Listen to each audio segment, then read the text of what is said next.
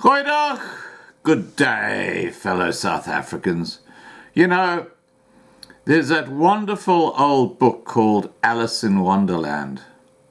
And I'm just had a light bulb moment. And, you know, these ANC politicians who claim to be steering the country through a great new democracy have no idea what they are doing or what they're involved in. I'd liken it to Jacob Zuma from the Gupta area, the famous president who couldn't even count to 10. And here he was controlling an economy which was worth hundreds of billions of rand. And how he screwed it up. Just one smart Indian family just completely took him to the cleaners. The Guptas. Let's have a look at that first, and then we'll get back to what we're talking about here. The Gupta brothers' South African journey began in 1993. Atul relocated to South Africa just as the country was opening up to the rest of the world. After a stint of selling shoes, he saw an opening in the PC business, and in 1994, Sahara Computers was born. Shortly thereafter, Ajay and Rajesh Gupta joined their brother Atul in South Africa. The brothers' real break came in the late 90s when Esop Pahad, close ally of soon-to-be President Thabo Mbeki, took Atul on a state trip to India in 1996. When Mbeki succeeded Nelson Mandela in 1999, Pahad became minister in the presidency. And by 2002, Ajay was serving on the International Marketing Council. You would have differences of opinion. Nothing wrong with that. Once in the trajectory of undue influence, the brothers soon sidled up to then Deputy President Jacob Zuma. In 2005, they hired Zuma's son Duduzane at Sahara. And in 2007, Duduzane's twin sister Duduzile became a director of the same company. But it wasn't until 2010 that alarm bells started ringing around the controversial family's political clout. The family launched the New Age newspaper, openly promising to portray a positive image of the ANC and government. We will be critical too as well, but not such a harsh way. We believe South Africans know what our mistakes, we will correct very fast and will come again very positive. Then, a partly Gupta-owned company called Imperial Crown Trading scored a lucrative BEE deal with ArcelorMittal's Sishen iron ore mine. The deal would have netted Duduzane Zuma and the Guptas a cool 1 billion rand, but it collapsed in 2011. And then, nothing could have prepared South Africa for Guptagate. A commercial plane landed at Waterkloof Air Force Base, a national key point. The plane was carrying about 200 guests who were going to attend the wedding of Vega Gupta, niece of Ajay, Atul and Rajesh. Government said those responsible for the breach of protocol would pay. As many people have said, it's a serious matter. The ANC crowd foul about name droppers. That is what names dropping is all about. It's just exaggerate your weight in the face of the people you are engaging. It will happen now, it will happen in the future, it will continue happening. And until people are caught, they will continue doing it. President Jacob Zuma was accused of orchestrating the landing, but did his best to ignore the debacle. President Zuma, it's been 20 days since the Gupta landing scandal. Do you have a comment for us now? There was a multi-department government probe into the incident. No stone will be left unturned to ensure that we get to the bottom of this matter and hold all those responsible for bringing our country into disrepute, whoever they are, whatever positions they hold.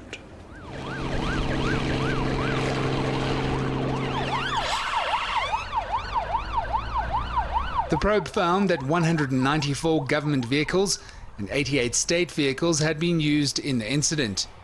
And former Chief of State Protocol Bruce Kolwane and the SANDF's Lieutenant Colonel Christine Anderson were found to be in serious breach of their duties. Kolwane pleaded guilty and later received a plum diplomatic posting, while charges were ultimately dropped against Anderson. In mid-2013, the Guptas launched ANN7, the TV version of The New Age, promising to offer a balanced but supportive view of government. In early 2014, Transnet changed a deal for new locomotives to include a Chinese consortium, later revealed to have been formed in partnership with the Guptas. It will allow us to deploy locomotives that use modern technology, that are more environmentally friendly, that save on both diesel as well as electricity. The SOE also inflated the price it would have had to pay per locomotive by more than 40%. In late 2015, concerns are raised about the quality of coal Eskom was receiving from Tegeta Exploration, the Gupta-controlled mining company. And before the end of the year, a bombshell. I have decided to appoint Mr. David Douglas van Rooyen, a minister of the portfolio indicated in the signed President's Act, Minister of Finance. Zuma announces the axing of Finance Minister Nhlanhla Nene and appoints the little-known Des van Rooyen. He arrives at the National Treasury with two advisors linked to the Guptas. Amid allegations they were behind the latest move. Van Rooyen stays in the job for just 4 days, as Zuma reappoints Pravin Gordhan. The start of 2016, more controversy. Denel announces a joint venture to sell products to the Asian market with VR Laser Services, a company in which the Gupta family and Duduzane Zuma hold a 25% stake. And global consultancy McKinsey announces a cost-cutting project at Eskom, working alongside a local consulting group called Trillion, majority owned by Selim Essa, a shareholder in several other Gupta ventures. Then, members of the Gupta family offered me the position of Minister of Finance to replace the then Minister Nene. I rejected this out of hand. Nkambisi Jonas alleges he was offered 600,000 rand in cash and 600 million rand in a bank account of his choice to replace Nhlanhla Nene. Soon after, ANC MP Fakey Mentor reveals that the Guptas offered her the job of Public Enterprises Minister. Days later, he basically said, Gupta, and that was the end of the conversation. Former government spin doctor Themba Maseko alleges Zuma personally told him late in 2010 to meet the Gupta brothers and assist them to secure government advertising in the new age. Soon after, Public Protector Thuli Madonsela starts her state capture investigation, looking into allegations of undue influence by the Gupta family over government. The public protector's powers are very clear. She's able to subpoena people, subpoena documents, and so forth. So we don't anticipate that anyone would want to stand in our way. Amid severe pressure, the Guptas announce a plan to dispose of all stakes held in South African businesses within months. This doesn't materialize, and their influence too doesn't vanish. Once he has sufficiently applied his mind on the matter, once the cabinet has dealt with this issue, it will elect to make it public. According to Mineral Resources Minister Mosebenzi Zwane, Cabinet resolved to ask President Jacob Zuma to establish a judicial inquiry into the banks and their actions against the Guptas, as well as review the legislation that governs the banking system. Zwane was immediately rebuked and his statement rejected. And then Bell Pottinger entered the fray. Confirming government was made aware of recommendations of a proposed inquiry before it was announced by Zwane. In spite of a last-ditch court challenge by Zuma and van Rooyen, Thuli Madonsela's State of Capture report is released. The Public Protector is ordered to publish the report forthwith and by no later than 1700 hours on 2 November 2016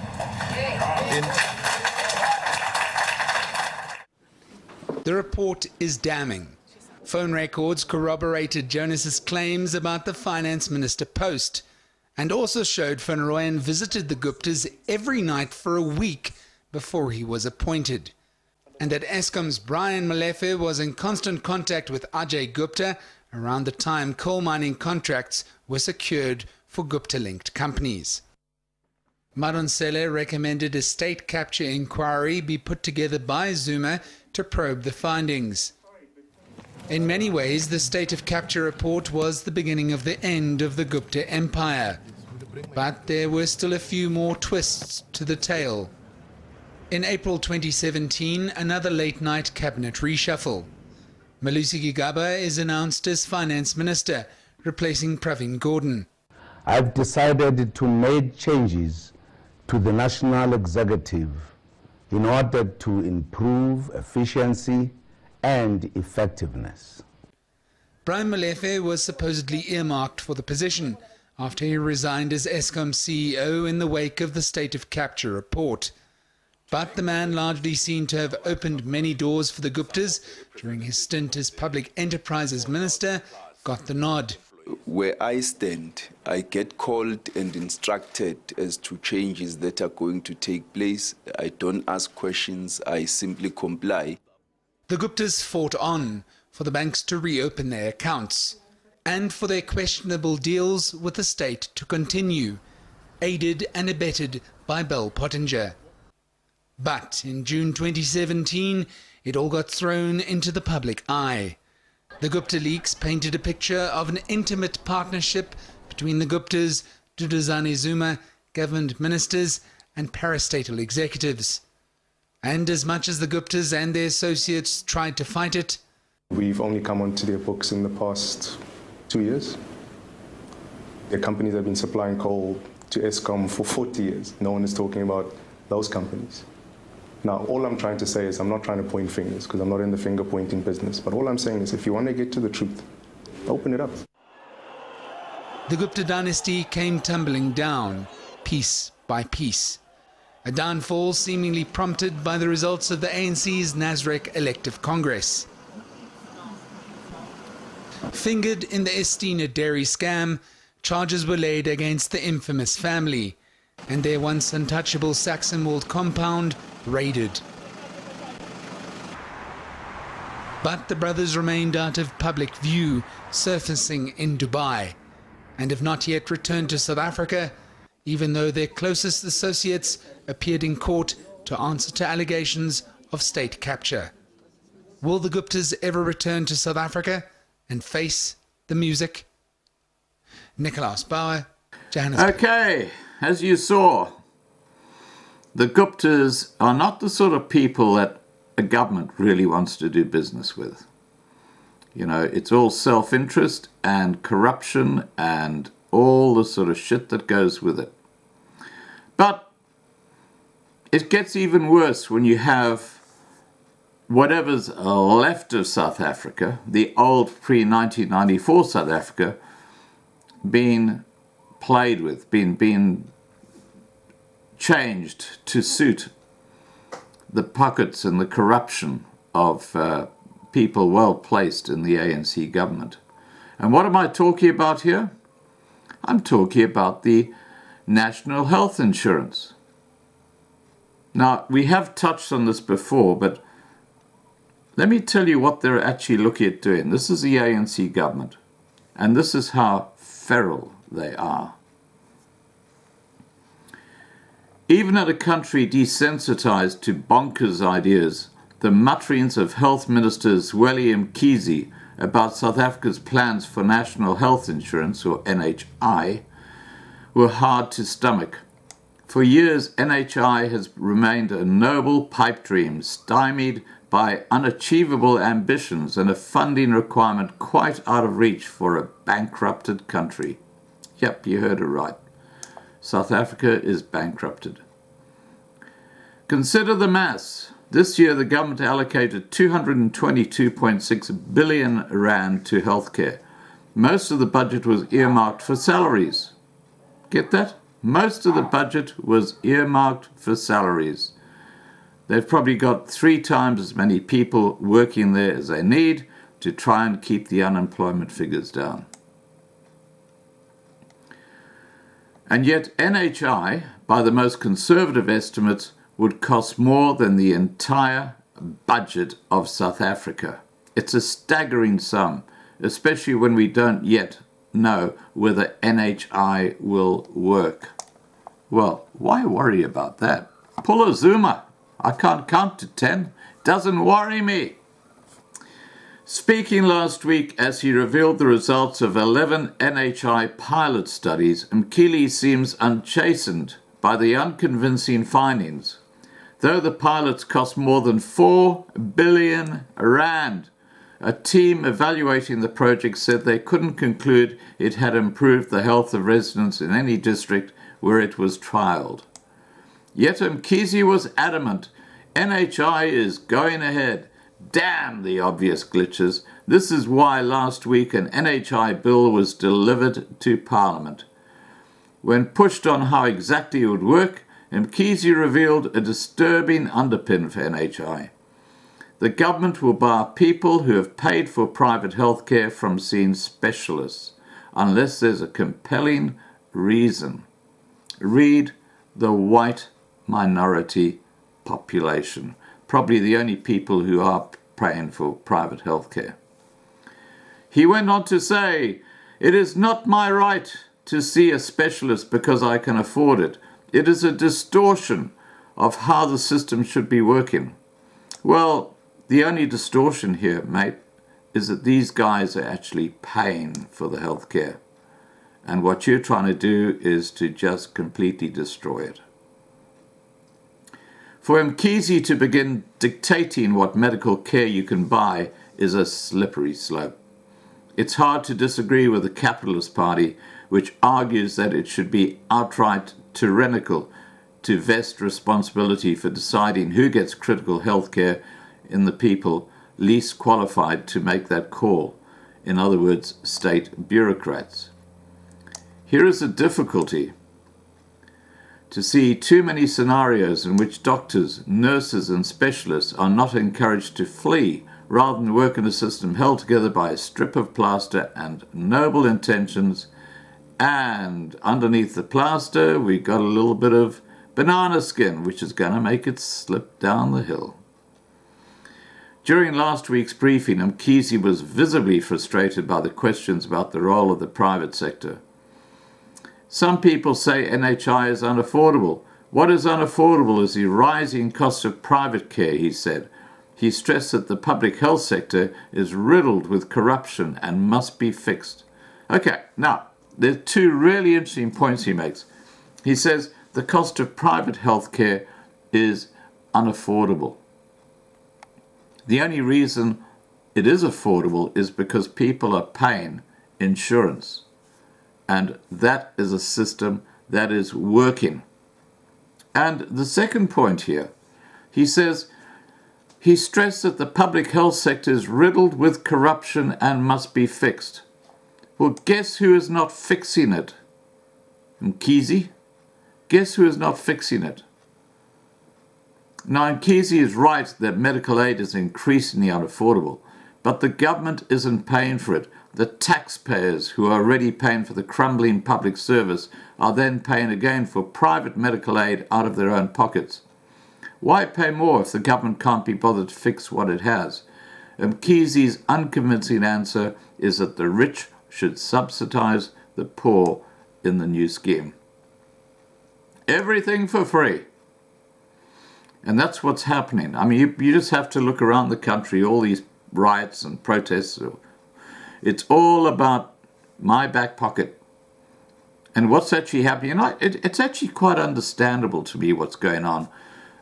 What you've got is you've got a black population who are sick and tired of the corruption they're seeing. And, you don't have to have an IQ over 70 to actually understand this. They see the senior managers, the well-connected, the bureaucrats and things like municipalities getting these huge pay increases while they get nothing. And they know that their whole municipality is cactus, it's bankrupt. It is not rocket science Anybody can understand this, and I mean anybody, including Julius Malema. Here again, we get it horribly wrong. For a project as immense as NHI, you can't get away with just extracting more from the rich. You'll have to plunder the middle class too. Rough estimates by finance gurus suggest that NHI could add at least 2 percentage points to personal income tax, or it would have to be funded by another hike in VAT. It's risky to think citizens will just calmly accept this. And as it is, the wealthy and the middle class already subsidize medical treatment for the poor. Where does Mkhize think the 222 billion rand that goes to South Africa's public hospitals comes from? In theory, that tax money should buy a thriving public health sector. In practice, it buys a dysfunctional system where theft of resources, crippling inefficiency, and accountability-free hospitals are the order of the day. And as was quoted earlier, most of that money goes to pay salaries. As long as they're getting a salary, they can pick up on a Friday. Who cares about their job? I mean, the nursing, most of the nurses, I'm not saying there's some fantastic nurses in South Africa, but most of the nurses, and largely in the black community, are very poorly trained and really don't give an iota about what happens to the patients they're supposed to be caring for. They're just waiting for that Friday paycheck. It's all they're interested in. And that's a tragedy of South Africa. But marshalling the private sector resources into fixing that won't produce a better result, because this isn't a money problem, it's a management problem. Right on the money. Incompetence. Incompetence and corruption through BEE. Black economic empowerment, at the complete degradation of any certainty in the future for the white population, which is why, guess what's happening? Huge brain drain. Dingo! But of course, you know, that's a little bit too high in the reasoning for some people in South Africa.